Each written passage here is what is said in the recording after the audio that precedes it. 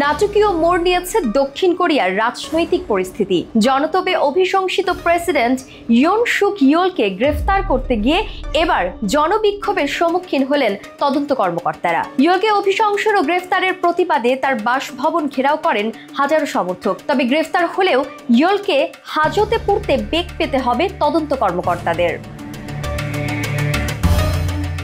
দেশটির দুর্নীতি বিষয়ক তদন্ত কর্মকর্তাদের একটি দল ইয়োলকে গ্রেফতার করতে তার বাসভবনে প্রবেশ করেছেন। অন্যদিকে বাইরে পোস্টার ও ব্যানার হাতে ইয়োলের সমর্থনে স্লোগান দিচ্ছেন তার সমর্থকরা। ইয়োল বিরোধীদের সঙ্গেও দফায় দফায় সংঘাতে জড়িয়েছেন তারা। উত্তেজিত সমর্থকদের প্রতিহতের চেষ্টা করছেন নিরাপত্তা কর্মীরা। দুর্নীতি তদন্ত অফিস বলছে, প্রেসিডেন্ট ইয়ন সুক ইয়োলের বিরুদ্ধে গ্রেফতারি পরোয়ানা কার্যকর করা শুরু হয়েছে। কয়েকজন শীর্ষ তদন্ত কর্মকর্তা ও পুলিশ সদস্য প্রেসিডেন্টের বাসভবনে ঢোকার চেষ্টা করছেন, তবে তাদের বাধা দিচ্ছেন ইয়োলের নিরাপত্তা কর্মীরা।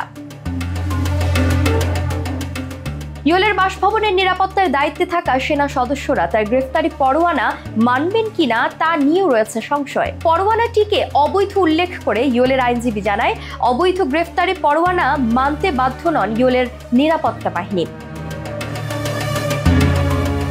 দেশটির সংবাদ মাধ্যমের প্রতিবেদনে বলা হয়, ইয়োলকে গ্রেফতারের পর নেওয়া হতে পারে গোয়াচিওনে।